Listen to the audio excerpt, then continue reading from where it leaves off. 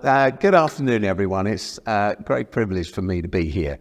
A Manifesto for Hope, that's the name of the book. Most of the things I'm going to say aren't in the book at all, because what happened was the book was published a year ago. I finished writing it about a year before that, and I've forgotten what it says. So there you go. So, not quite, but A Manifesto for Hope.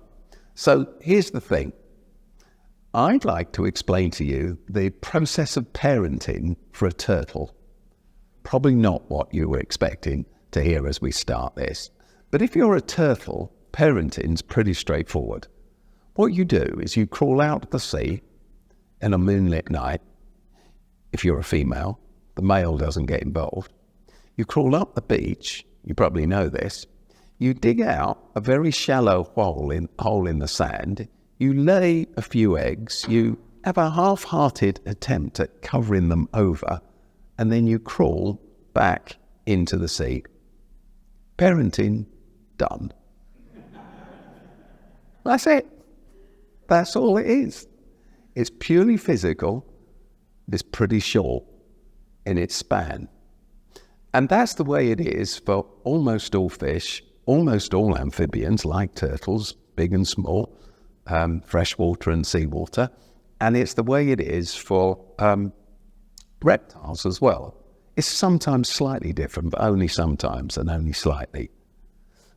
Birds and mammals are a little bit different. Birds, of course, you've seen all those programs that Chris Packham was demonstrating across the road and stopping people getting in makes. So the bird, sometimes the father, mostly the mother, feeds the little chicks for a few weeks, perhaps even a month or 2 or 3, until they can fly the nest, as we say, and they're gone. Some mammals take longer than that. The truth is about mammals is that in most of the animal kingdom, they have to get to their feet pretty quickly. If you're a calf, if you're a lamb, you've got to be on your feet within moments, minutes. And then you receive some protection and some care, mostly from your mother, it's a maternal thing, a tiny bit from father, depending on the species, but soon you're on your own. In fact, in some of the most advanced cases we know, like a lion or an elephant, as a good one, an elephant, a female elephant will take care of her young for up to 6 years before they make their own way in the world. But the point is this, no alpha lion that was in charge of the pride and then was defeated by a young rival ever went back to their grandmother for a hug and a bit of comfort. Human beings are entirely different to the rest of creation. We are in our formation relational, communal. We belong together. In fact, of course, biblical theology plays into this even at the deepest level. You don't have to go hunting for biblical verses to kind of back this up, although you can, and you'll find thousands of them. The truth is that even this morning in this cathedral, I'm sure that the creed has been said at least once, probably several times. And we begin by talking about the fact that we believe in God as a Trinity, Father, Son, and Holy Spirit. I went to theological college and I learned all these things, and we all say that we believe in the Trinity. And if questioned very closely, why is God a Trinity? Well, we come up with lots of reasons, and the main reason is, of course, that we've been told it's true. And if you've been told something's true, you better believe it. And if you don't, you're a heretic and you get thrown out of something. The reality is this: God is love. And without another to love, there is no love. Love isn't theory. It's not something you write a PhD on and become expert in.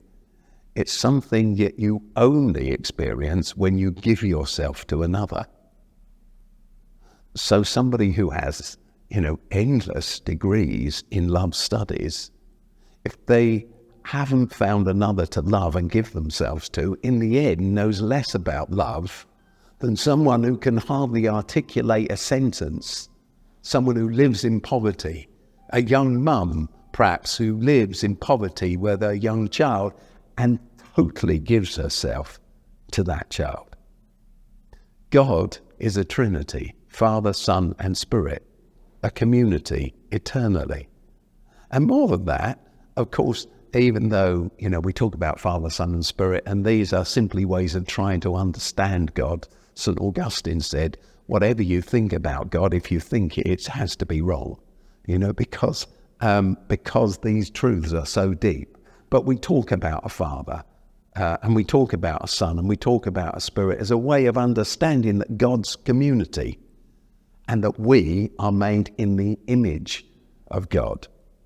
God is not a gang of three fathers, a gaggle of sons, or a group of spirits. That would make it a club, not a community.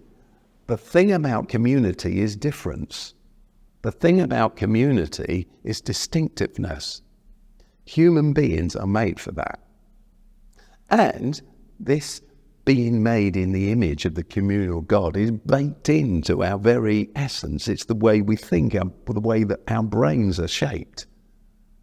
It's the way we move throughout history until just now. Just a few moments ago in history, we all lived in small communities, tribes. We lived in villages. I met a mum at Oasis. We run some schools around the country. We run lots of them. And I met a mum in Croydon. We run 6, I think, schools in Croydon. And I met a mum there a couple of years ago, 3 years ago. This story is in the book, actually.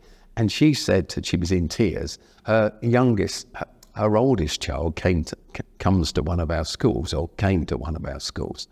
And she was telling me in this terrible state that she was in, sobbing and crying, what a mess her life was in. And she said to me, I just can't do it. I just can't do it. She said, every morning I get my kids up. She had 3. She said, I take the 2 younger ones to their primary school and I bring on the older one to you. But she said, I get them up, I get them out of bed. She said, I make them breakfast, I get them showered, I get them washed, I get them ready. I make sure their uniforms are right. I make sure all the right stuff is packed into their bags. After breakfast, we get them into the car. I drop them off at the primary school, then I bring the older one to you, and then I race home in the car. And then I have a shower and I get changed and I get ready and I get myself down to the station and I get on the train up to London. I come up to the city and I work in the city all day long. And my kids get after school care, which I pay for because I've got to be at work. And then at the end of the day, I get back on the train. I race to the train station. I get back on the train. I get back to Croydon. I get home. I get in the car. I go pick them up. Then I get them home. And when I get them home, then I start preparing a meal for them. And I try to help out with their homework. And there's always stuff that we've not got. And I have to nick down the corner shop to get some more Prick stick or whatever it is. And then she said, I get through all of that and they have a meal. And then I chat with them because I like to be involved in their lives. And then I get them ready for bed. And then I get them all into bed. And then finally I come downstairs and then I start working on all the emails that I've got to do for my job that I've not done. They have to be done by the next morning. She said, and then I collapse into bed and the next moment it all starts again. And it happens every single day of the weekend. She said, and then the weekends, she says, I have to turn into the sports coach and the taxi service, the delivery service and the parties and making sure that everybody's got cards for all the things they go into and etc. And then she stopped and she cried again. And she said, I am not enough. That's why I wrote the story into the book, and that's why I can remember it. Because I said to her, of course not. It's impossible. You're not enough. You were never supposed to be enough. Throughout history, the 200,000 years at least of Homo sapiens being on Earth, we've lived in small communities, and we were brought up by that small community. It never fell on one person. It never just fell on the mum or the dad. There were aunts and uncles and grandparents, friends involved, and you were known and seen in a community where you felt safe and where you could be soothed and comforted when you were stressed. And somehow in this last moment of history, this last 100 years or perhaps a bit more, we've done away with all of that for so many people. And life has become autonomous, hasn't it? You're on your own. We even celebrate people who can do it all by themselves. But we can't. We need community. We are made in the image of God.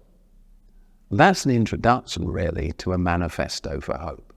In the book, I talk about the fact that, well, since I wrote the book, Wes Streeting, who's now the Secretary of Health, has come out and said it, hasn't he? The NHS is broken. I talk about the brokenness of the NHS in the book because the charity I founded, Oasis, we work with the National Health Service a lot. I don't talk about the brokenness of the system and, everybody's saying, is it broken or is it just cracked? Et cetera, et cetera. So that's not the point. We know that the health service is struggling and the welfare service is struggling. The strange thing, this is the introduction to my book. I have to talk about this bit. It was on December the 1st, 1942, that an academic turned civil servant a bit because he'd been asked to write a couple of reports for government. But an academic from one of the universities here in London, having written the latest report that he'd been commissioned to write by Winston Churchill's war government. This is in the middle of the Second World War, 42. The tide is turning a bit in the war. There's a little bit more optimism about where things are going. We survived the Blitz.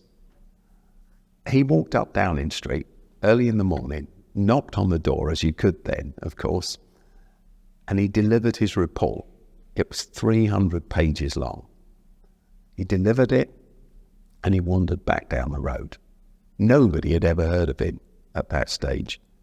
His report, however, was printed and reprinted and reprinted and reprinted and sold 600,000 copies to ordinary people just in the following 12 months. They say that you get on a bus and people would be reading it and talking about it. You'd be on a tube train and people would be reading this government report, which had a very long fancy name, but we know it as the Beveridge Report, because it was written by William Beveridge. The report that said that following the end of the Second World War, we needed to rebuild society. In fact, that's the issue that he'd been asked to address by the War Cabinet. How do you rebuild society? And his answer is, you need to create equality so that no one is left behind. We need to banish wants. We need to ensure that there's an equality across our society. And of course, therefore, he introduced the ideas of a welfare state, pensions for all, benefits for all, sick benefit for all, support for young families. All of those things, his ideas. And the crowning glory of the whole thing, he said, we should have a national health system. Because at the moment, of course, there was no national health system. Churches did a great job. Trade unions did a great job. I grew up in a Baptist church, and when I was a young kid, it was only 10 years after the NHS was started. And I was born 10 years after the NHS started. And so when I was 10, in my childhood, I remember we had this deaconess in our church. She was called Marjorie. And she was like a curate, but she was called a deaconess. And she used to, she never got to speak, but she used to do the Bible readings, arrange the flowers, do teas and coffees, go pastoral visiting people, all that kind of stuff. She was lovely. And then she retired and she never got replaced, which was sad for me as a little boy, because she was great. It wasn't until at least 2 decades later, because no one ever told you about this stuff, I went through a whole training as a Baptist minister, and no one ever told me that deaconesses weren't curates. They weren't like the Baptist church was ahead of the Anglicans and we had female curates before anybody else had thought about it. Do you know what they were? Parish nurses. But on the introduction of the National Health Service, they all instantly lost their role in community. It evaporated overnight. These were common across churches. And of course, other denominations did the same, because churches would provide health care in their community. They would provide all sorts of support. Trade unions would do it as well. But the problem was it was all patchy. It worked here and it worked there, but not so well here and there. And it was completely missing from wherever. It was like a postcode lottery before postcode lotteries were ever invented. And what Beveridge's report was really saying is the government needs to take responsibility and make this happen everywhere. Well, he delivered his report. That was that. It was massively popular. It was translated into 22 other languages in the first year as well. Inspired a lot of people. But then this extraordinary thing happened. In 1946, after the Second World War had ended, and Clement Attlee had become the Prime Minister, Labour government, Beveridge wandered back up Downing Street one morning. This is a story that very few people know, but it's worth researching. And he delivered another report. In fact, it was his third report, because he'd written one before, the one we call the Beveridge Report. It was his third report. And if you were to get hold of it and read it, here's what it says. It says, my idea, the welfare state, the idea of a national health service that you're now beginning to think about, none of it was happening yet. This is straight after the Second World War. But in 1946, they were putting policy together, especially around the welfare state, the benefits bit of it. He said, my idea, the way you're doing it, it will never work. It will fall apart.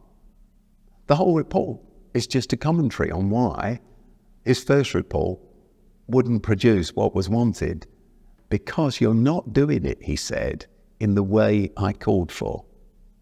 In fact, there's a little quote in my book from him, and he just says, when I heard that all this was going to be delivered simply by professionals, just professionals, he said, when he first heard it, it was in the Commons, because he became a politician and was elected as an MP in the end. He said, when I first heard it, it did make my heart faint. Beveridge's idea was an idea of partnership, an idea between professionals and the voluntary sector, between churches and community groups, grassroots movements and the rest. That's what he said would work. And of course it didn't, without going into the whole history of this, because we ought to move on. By the 1970s, by the time Ted Heath was the Prime Minister, the NHS was already in crisis. If you read back through the newspapers, it was. So all of this crisis stuff we got now, it's nothing new. It's been there for the last 50 years. It really has. Because the whole thing was taken on in a way that Beveridge never talked. He talked about, it was about community for him. It was about community. It was about relationship. Now, the very famous dean of this cathedral said, no man is an island. No person is an island. We're all parts of the main. Never ask for whom the bell tolls, the death bell tolls. It always tolls for you, because a loss of one is a loss to us all. We belong together. John Donne was a fantastic Trinitarian theologian, actually, besides being a great poet and other things. He understood why community is so important. That is what was lost. That's what is lost. Another story from the book. When Tony Blair became the Prime Minister, I got to know Tony Blair by accident, actually. He wasn't the Prime Minister at all. I took a funeral. There you go. There's an upside of being a Baptist minister. I took a funeral, and Tony Blair, who was an MP, he came to it with his wife, because he knew the person who died. And I got chatting to him afterwards, and I told him about what we were doing, and he gave me his mobile phone number, and we became friends. And then, boom, he went, how often does that happen in your life? Somebody who's your mate, goes and becomes, it was by accident almost, because the leader of the Labour Party, John Smith, died, and Tony Blair found himself as the Prime Minister. And the strange thing is, I rang him up, and I just, because he was talking about schools, you see, academies, and he said you had to be able to pay £2 million to run one of these rundown schools and things. Well, I wasn't a millionaire. I'm not a millionaire. I'm a Baptist minister. But I rang him up and said, well, I haven't really got any money, but how about getting in? Because he knew we ran schools in India. I'm partly Indian, and we developed schools in India. And so Tony and Cherie, his wife, who's a human rights lawyer, knew all about this, do you see? So I went along to number 10 Downing Street, and we got involved in the schools. But once you get involved in schools, you get involved in healthcare, because, of course, you know, if the child is hungry, if the family are hungry, if there's a mental health crisis in the family, how on earth can the child learn? Do you know? Children who are at peace, who are safe and seen and soothed, go to school to learn. Children who are not safe and seen and soothed go to school to get what's missing. They go to school to be soothed, to find comfort. Does that make sense? So healthcare, of course, as you all know, is very tied to education. So Tony Blair invited me back to Downing Street one morning for a breakfast. I'd written a paper on the health system, which he'd asked me to do. And we met, and there were some health leaders there, etc., etc. And the NHS was in crisis, as was the welfare state. And we had a chat. I can't remember what I wrote in the paper, but we had a long conversation. And I said this. I said, the thing is, to this little group gathered, I said, the thing is this. The church was always involved in this. Your kingdom come, your will be done on earth like it is in heaven. This, Jesus told us, was the prayer to pray. He only left us with one prayer. I don't think he intentionally meant always pray this exact load of words. He meant this is how you pray, this is how you live, this is how you work it out. And therefore the church, I said, was always engaged in healthcare. It was always engaged in community building. It was, in effect, the welfare state in some ways, and it was patchy and broken and all the rest of it, but we were doing a good job in some places. And I said, and the problem is that what happened was when the NHS, when the welfare state, followed by the NHS, was set up in the late 40s, what happened was the church had its raison d'etre nicked.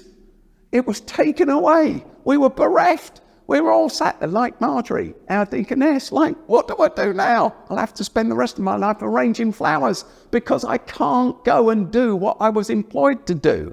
And our church must have been lovely, and they didn't want to make her redundant, so she just kind of lived out the rest of her days doing what she wasn't there to do. So I didn't talk about Marjorie, I just talked about the fact that we were there. And I said, and the tragedy is that since you disenfranchised us as the church from doing what our deepest theology tells us we should be about, I said, you forced us indoors. And what we do now is we sit there and sing to one another. You've robbed us of who we are, and we're struggling. And I do believe that's true, because I think that most people, they find Christ in a journey with Christ, not through listening to some great lecture or talk. They find Christ, don't they, when they get involved. They roll up their sleeves. There's a passion. Discipleship isn't a thing that you do on Wednesday evenings as you all sit round in someone's lounge and have a glass of wine and chew the cud about some theological issue in a lofty way. It's when you commit yourselves. You know that from your own life, don't you? You grow and you learn when you do. In fact, we now know that about human beings because of neuroscience. We know that, you know, the great Enlightenment finding, you know, I think, therefore I am. We now know it's not true. You just need to put someone under an MRI scanner to find out that. We now know I feel, therefore I think. I sense something and therefore I think about it. I experience something. That's how the human brain actually works. So I said, so the church has been robbed of its raison d'etre. And Tony Blair was sat in the room and he said this. He said, and the problem is now the state is trying to hold the baby. We took the baby from you and now we're left with the baby and we can't deal with it either. This child, the welfare state, needs two parents. That's what this book is about, A Manifesto for Hope. And there are 10 principles that I unpack in it that are drawn from the experience of the Oasis Trust, which, as Paula said, I began in 1985. And I began it because on the evening that I became a Christian in South London through a youth club that I used to go to, I discovered something extraordinary that my school never taught me. I failed the 11 plus. And I went to a secondary modern school back, mid-20th century type of thing. And you know the narrative. If you fail the 11 plus, you're being trained for unskilled labour. You're being trained to work in a factory, or etc. Whatever it might be. So I never did any O levels GCSEs. I didn't pass any because I never sat any ever.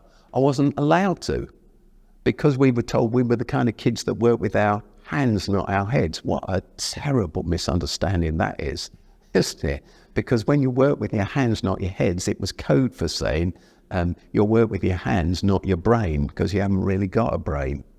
These people didn't understand that the smartest jobs in the world use both head and hands, like a surgeon, for instance.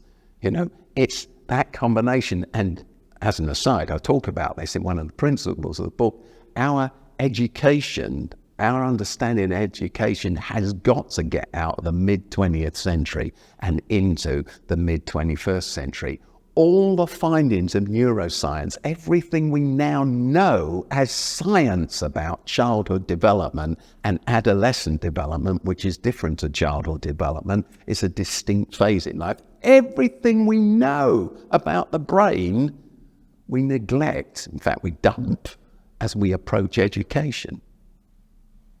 We need to rethink. The Manifesto for Hope, it sets out 10 big principles. But the biggest underlying thing, how do we create, the book says, a transformative life experience for children, teenagers and their families, is community. And the book is written for politicians, and it's written for policymakers, and it's written for leaders of local grassroots charities, and it's etc., funders, and it's written for the whole of society. But the message for us as the church is, there is a moment of opportunity. There's always been opportunity, but it is really, really, really here. When I was a kid and lived in South Norwood, which is part of Croydon, I had a friend called John Dean. And John Dean was always naughtier than me, but he was great fun to be with. We went to the same primary school. And when we were 10, we used to go down South Norwood Recreation, South Norwood Park it's called, South Norwood Recreation Ground. And one afternoon after school, it was the summer, and it must have been about 5 o'clock. And we went down to the park, and somebody had laid a new path, or a section of new path, and it said, keep off wet cement, and it's about 20 meters of this stuff. Perhaps it was 30 meters. It looked like a long way, but we were only little type of thing. And John Dean, who was quite sharp, really, he said, are you ready? And I said, ready for what? And he said, ready to leave our mark on history. And that's pretty good for a 10-year-old, isn't it? Ready to leave our mark. And then he started to run, and I followed him, and we ran right through the setting concrete path. We ran from one end to the other and out the other. And then he stopped. I was slightly behind him, and he looked back and he said, there you go. We've made our mark. until the day I left South Norwood when I was 18, every time I walked through the park, there were our footprints. They were left before the concrete set. In fact, on numerous occasions, my mum would said to me, "What hooligan did that?" You know,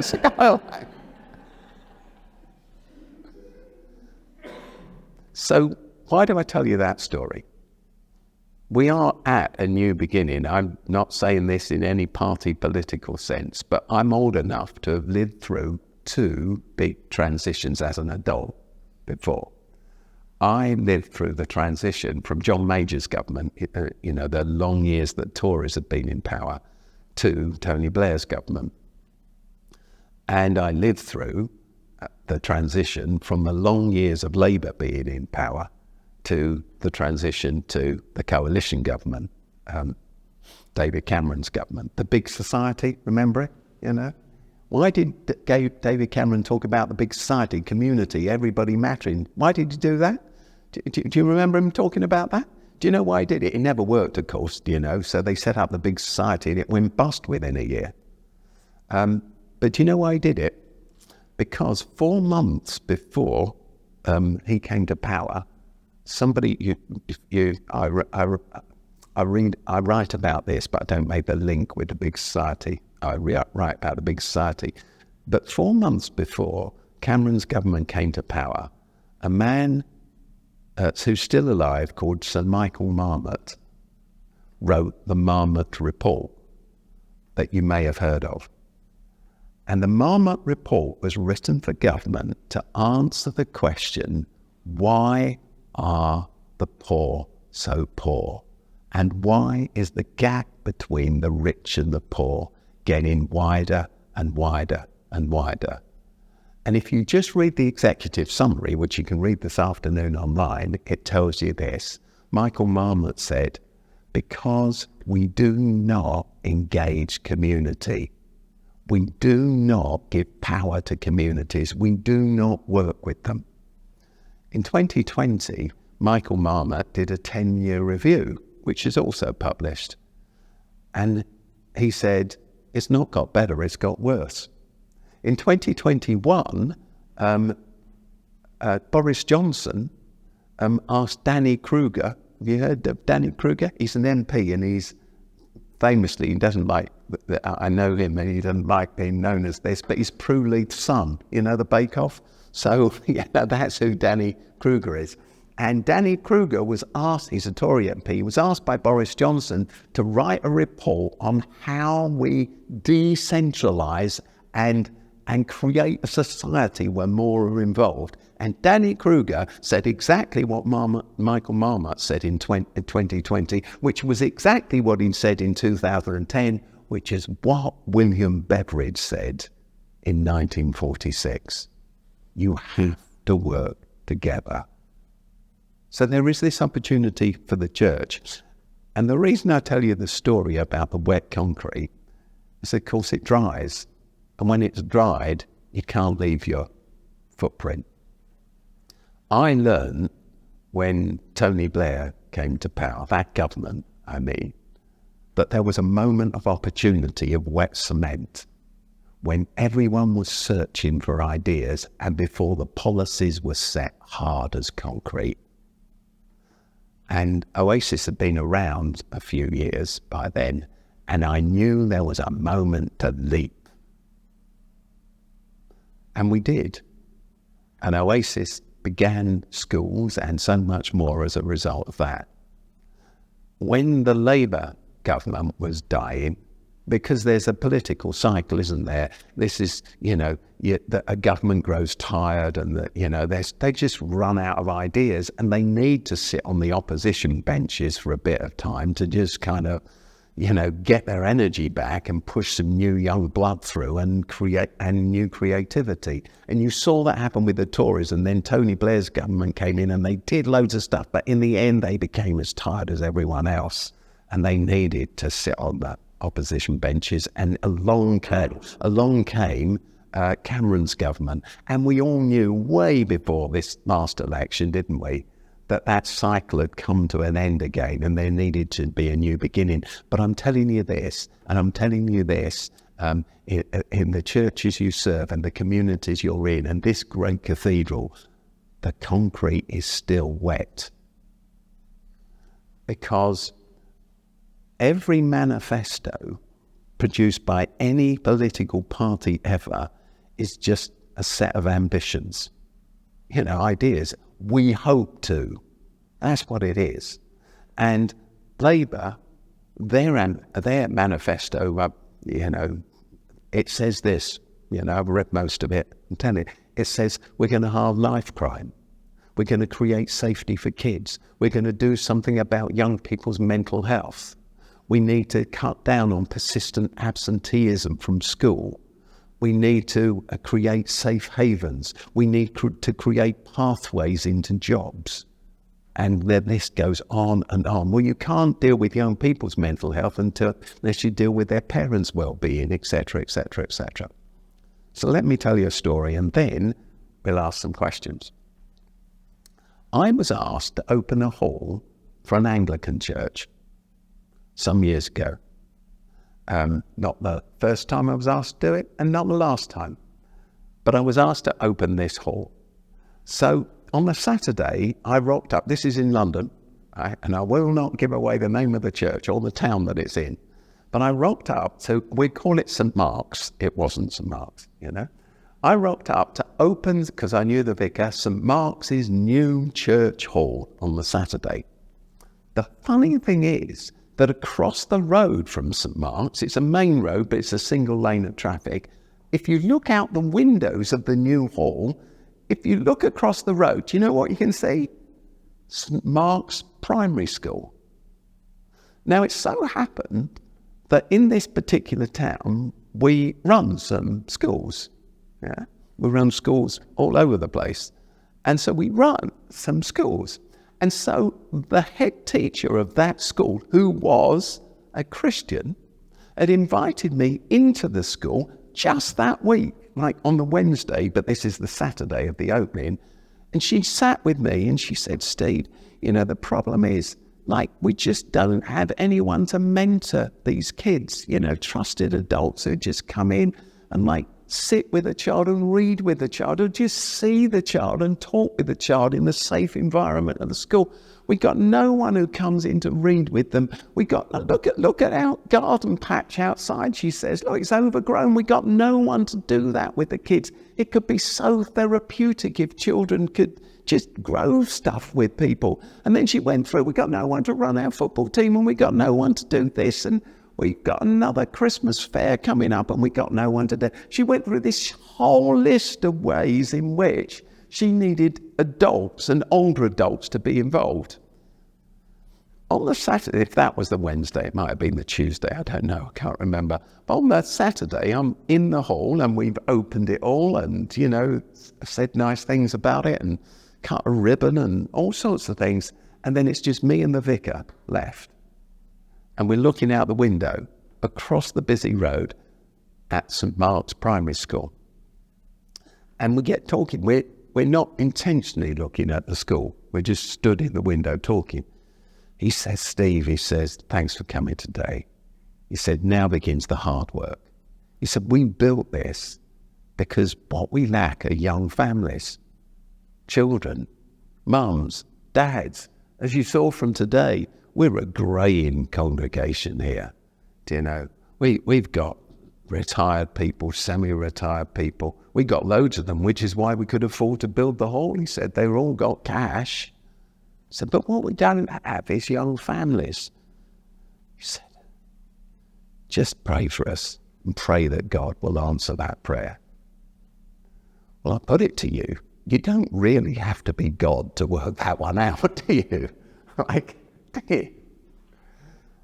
He was even the chair of the governors of the school. It's like making the connections. Here's a fact that you may not know.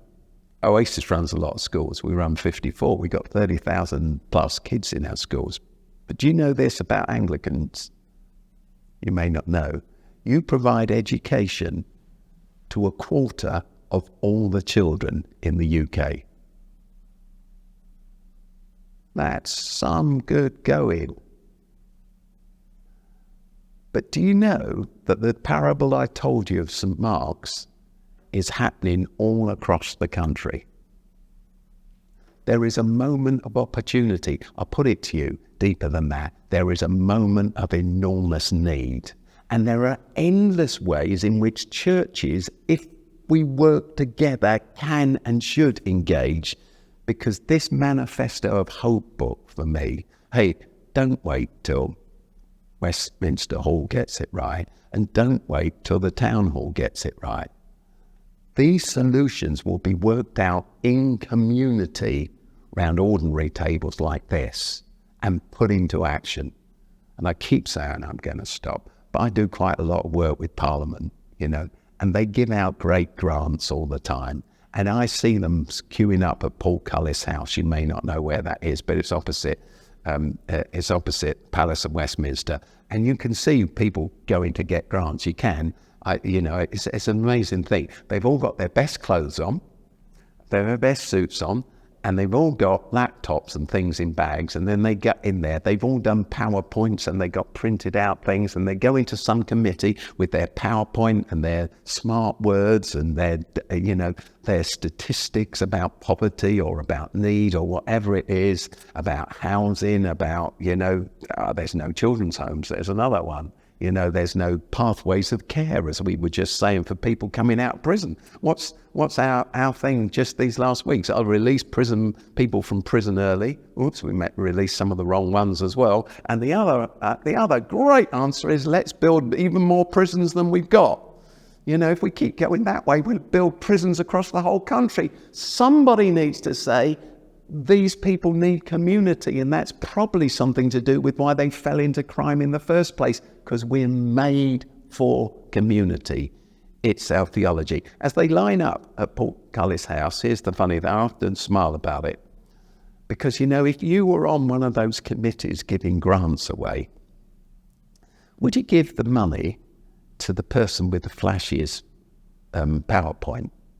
Or would you give it to the community that's already doing something and showing that they mean business? Now, that's a great question. Two things. First of all, I had this extraordinary gift at the age of 14. I went to a youth club, and they told me a different story about my life than the one I learned at my school, which was I didn't matter and I wouldn't get far and I wasn't worth educating. They weren't picking on me. They said it to us all in our school. But at this youth club that I went on Friday night, running a Baptist church, which is really the reason I'm a Baptist and not an Anglican. Everybody comes up with great theological ideas, don't they? As you know, only too well, Paul, about why I'm an Anglican and not a Baptist, or a Methodist and not the real reason I'm a Baptist is because I went to a Baptist youth club, and they cared for me. They loved me. They taught me to play the guitar. They gave me opportunities to stand on a stage and speak. They made me a leader of a kids club. They introduced me to doing stuff, and my discipleship took place through all of that. But on the way home one night from this youth club, it suddenly came to me that the story they told me about me at the youth club, that I was made by God and my life had purpose, was completely different to my school's one. And I decided that I preferred the church's story to the school story. And I'd keep going back. And on that same little trip, this is a miraculous thing. I can't explain to you why it happened, except that I'm half Indian. My dad was the Indian half, and he came to this country, just like the Windrush generation came to help rebuild Britain. So loads of people from India came to help rebuild, and they didn't get the welcome that they were promised. As there's a big story, isn't there? And so my dad lived in poverty. My mum lived in poverty. So I grew up in poverty, and I knew what racism was as a result of, growing up in that way. I really knew what racism was. Anyway, I'm wandering home from this youth club, and I decide that I'm going to believe the church's story and be a Christian. And then I think, well, if I'm going to be a Christian, I better throw myself into it. I'll be a church leader. And then I thought, well, if I'm going to be a church leader, what I need to do is set up a house for kids like me, because I knew them, looked after kids, which shifted from fostered kids, shunted from place to place, set up a house for them, and set up a school that was worth going to, and set up a hospital that gave great health care. My journey home only took about 5, 6, 7 minutes. When I left the youth club, I had no idea what to do with my life, and I don't think I'd ever been asked to think about it by my school. We never had careers lessons. By the time I got home, I knew exactly what to do with my life. And Paul, I screw it up all the time, but at least I know where my true north is, even if I'm heading west. You see what I mean? I know where I should be going. That's the first thing. The second thing that gives me hope, real hope, is this. In fact, I was writing about this this morning. We just had an election, and the Dream song, "Things Can Only Get Better," and all of that kind of stuff again. Well, obviously that's rubbish, isn't it? That's just not true. Things can get worse. They might get better. They might get worse. Be hopeful. Hang on, it can only get better. Keep your chin up. All of this is vacuous. Hope can be a very shallow thing, can't it? Unless it's built on a foundation. And my hope is built on my faith and my sense of calling. That's a strong foundation. And there's one other thing to say about this. The Hebrew language in which what we call the Old Testament, the Hebrew Bible, was written, and the Hebrew language, ancient Hebrew, is a very concrete language, to use that term again. It's not conceptual. And the words tend to be around things that you could see or taste or touch, or, etc., senses. So, for instance, one of the words for anger in the Old Testament is exactly the same as the word for nose, just to go, why nose? How stupid that is. But it's not stupid, because when you're angry, you breathe more deeply and your nostrils flare. So, do you see, it's that concrete thing. One of the words for hope that occurs in the Hebrew Bible is the word tikva. And the word tikva also means a woven rope. It means a many-stranded woven rope. So the Hebrew idea about hope isn't chin up, things can only get better. It's weave a many-stranded strong rope. When you're down a hole, and you're lost at the bottom of this hole with no way out, what you need is some people at the top. Instead of saying, hang on there, we'll get help, things can get better, don't worry. You need someone to throw you down one end of a strong woven rope that you can cling to and they will pull you up with. The biblical concept of hope is not, let's all just pray about it and go home and watch the TV. The biblical concept of hope is, let's work together to build that woven, strong cord, and let's put it to work. That's where I get my sense or concept of hope from.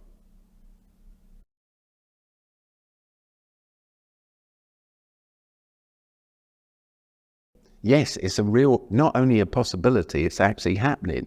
So I'm interested that it got published today, because I'm forever talking to journalists about all this kind of stuff, and you never know what they're going to do or not. I'll never read of that. So we've done it. Now here's the stop. We've done it in. We're starting in various places, but we've started in Brixton, in Tulse Hill. So there's an Anglican school, which is no more, which was called St Martin's in the Field High School for Girls. It's in Tulse Hill. Tulse Hill has huge social issues. Ask any police officer and they will tell you, wherever they work in London, the gangs of Tulse Hill and Brixton are lethal. It's a really serious issue. And this school, St Martin's High School for Girls, is right in the middle of it. St Martin's High School for Girls was founded in Trafalgar Square in 1699. And it moved to Tulse Hill in 1928 because somebody gave the church an empty manor house. And then they slowly, over the years, over almost 100 years, these buildings were added to. For a school for 1,100 girls. But the school declined and slowly came to a grinding halt. And so I got into conversation with Sam Wells, who is the vicar, present vicar of St. Martin's in the Fields, and it was all shutting down. And Sam said to me, like, what can we do? It's gone bankrupt. It's not viable. What can we do? And this was 3 years ago, right before anybody had even laid the concrete, let alone it go dry. But of course, we all knew what the issues were, the ones you just indicated. So I said, Sam, here's what we should do. And in fact, I wrote a paper on it. And I said, we have huge numbers of kids outside of school. They're not going back. It's no good trying to find their parents. Kind of like their parents aren't paying the fines now, but, and have no money, So what we have to ask a deeper question. So it's a bit more complex than I can say without taking up all the time. But what I would say is, in a child's education, what goes first is their engagement. Once their engagement in education's gone, their attainment falls away, obviously. But once their attainment falls away, their attendance goes soon after. Why go to a thing that's utterly boring you, and if it bored your mum and dad as well? Now, I ask you, just sat here, right? Because, how many people do you know, you don't have to answer this out loud, but put up your hand, do you know anyone, one of your friends, that you work with, that you know in your family, who used to hate school? Put up your hand if you know anyone who hated school. All right? Okay? Right? Okay, what's that? That's almost everyone in the entire room. There you go. So here's the thing. If I were to ask you, did they hate school because they were thick? You'd all, I think, say no. They were intelligent. It's just that the school couldn't capture their kind of intelligence. The school said, you're a fidget. They were fidgets because they like making things and doing things. They like projects and working together in teams. Oh, what do we need to make British industry great? Oh, perhaps we need people who like doing things and making things and working together in teams. But our education system has become a straitjacket, which is all about, well, basically, there's a third of kids who love the education system. Perhaps you had a child like that. Who couldn't wait to get there because they love writing and reading and they won all the prizes and became head boy or head girl. Actually, my wife, Cornelia, and I, we got one child who was exactly like that. It was embarrassing how many things she won, but we got 4 kids and they're kind of different. And we got one son who hated it. In fact, he always used to joke that the best thing about his school career was that he lived in the same house as the head girl. That was his biggest academic achievement ever. But the thing is, they're both in their 30s now. They're equally intelligent. They're equally engaged. It's just that they didn't, but you would never say this one's more intelligent than that one. Do you see? So it's not captured. So we have loads of kids who are not in school. So anyway, what we've done in Tulse Hill as a model for government, now on December the 6th, I just told Sam this the other night, on December the 6th, Sir Mark Rowley is coming with some senior police just to listen to young people in the area, and the Home Office are coming and talking to us. We're doing all sorts of things. But what we've done is we've not opened another school. There are too many schools. That's why the empty school building thing is a thing. There aren't enough kids to fill them. We've opened up to do 3 things. One, supplementary education. So we've invited in partners. We've got a great team who are building some music studios, so you can come and learn the guitar or keyboards or learn to sing and do vocals or dance. We've got a great team that doing football, Crystal Palace Football Club, probably the greatest football club that ever there was. I'm a supporter. Anyway, so they're Palace is supplying all the coaching for girls to start with and boys around football. Then there's another great team that make film and teaching young people to use cameras and to use a sound desk and to edit, and in actual fact are already making films for businesses in Brixton and getting paid for it. And then there's another team that do this and another team that do that and another team that do that. And we're all working together in an integrated way. And our offer to the local schools in the area, all of the local schools, is Who are the children that you know are most likely to fall out of education? Every primary school teacher can tell you the answer to that. Who are the ones that are going to end up being groomed? Who are the ones that are going to end up, for various reasons? It might be to do with trauma in their home. It might be to do with the absence of parents. It might be to do with their parents' health issues. It might be to do with the fact they're atypical learners, they're autistic, and they just can't, they're bright, but they just don't learn this tramline way. They learn differently. So they're bringing kids to us, and the housing associations around us are also doing the same. But a family can nominate themselves, and we provide education and therapeutic care and mentoring through sport, through arts, through music, through all the rest of it. That's phase one. Tier two is as children begin to come out of their schools during the day. We already do a bit of this. We're going to build a farm there as well. Farming therapy. So it's a wonderful site. For allotments, but animals as well. Because if you can't regulate in a class, if you come out and you can sit in quietness, and then the third phase is to have a small full-time school, alternative provision. But this isn't like a class of 30. It's 2s and 3s and 4s at the most. So we're on that. We're working with government, working with the local council, and we call it Oasis St Martin's Village. And we're doing some others elsewhere.